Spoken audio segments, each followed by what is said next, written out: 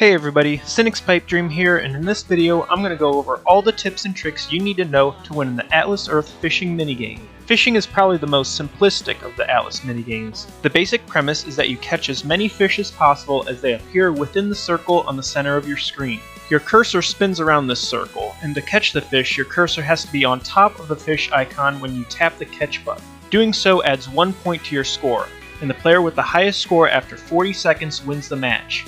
During the 40 seconds of gameplay, the fish icon will appear a minimum of 16 times total, each time staying on the screen for around 2 seconds. A 17th fish can also appear at the very end during certain games that you should always be aware of and ready for. Clicking on catch when your cursor isn't over a fish results in your cursor turning red and freezing for 1 second, which makes it more likely that the fish will disappear before your cursor will reach it again.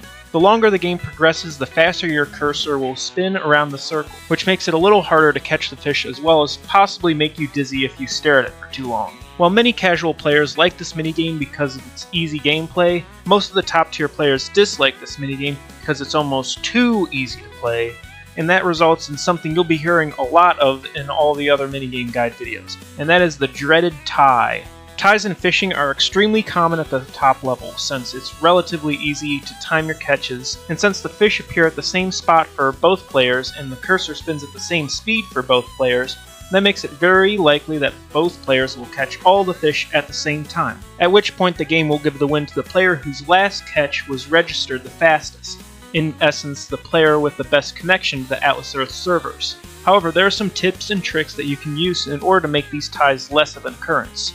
The first and most important tip regarding fishing is that the fish spawning locations are not random, and you can actually predict where the next fish will spawn. For each game, the fish spawn in either a clockwise or counterclockwise manner. The best way to see this is to pay attention to how and where the first 2 fish spawn.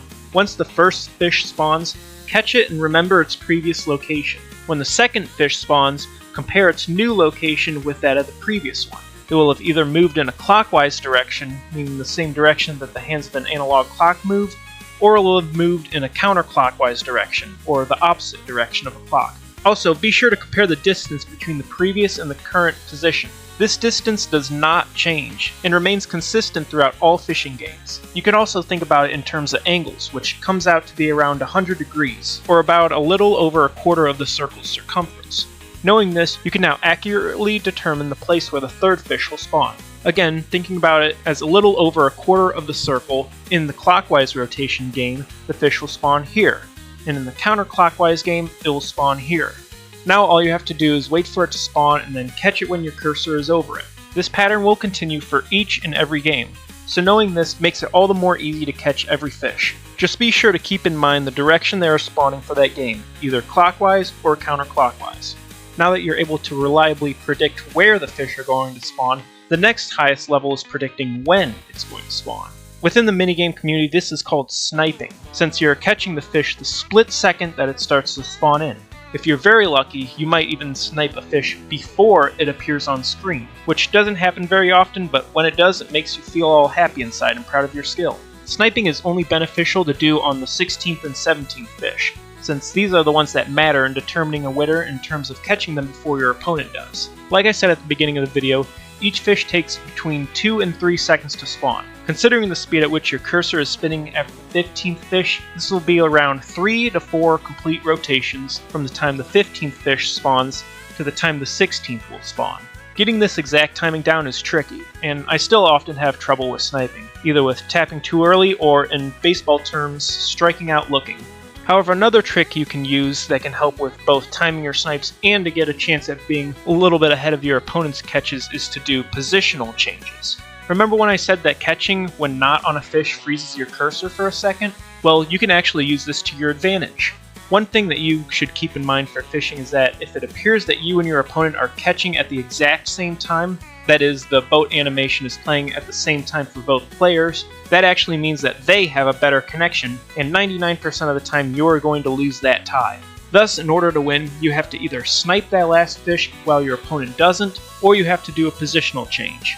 All you have to do is intentionally miss and have your cursor freeze, and this will offset your cursor's position from your opponent's, thus allowing you to possibly catch that last important fish first. but keep in mind that doing so might mean that the last fish spawns in a less optimal spot for sniping, so you'll have to gauge if that's a risk you want to take.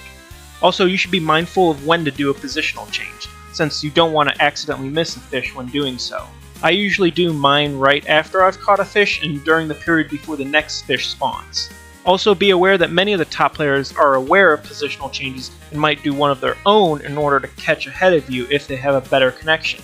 It's a good idea to switch between just one, multiple, or no positional changes if you start playing the same players multiple times during an event to better prevent that and to keep them guessing.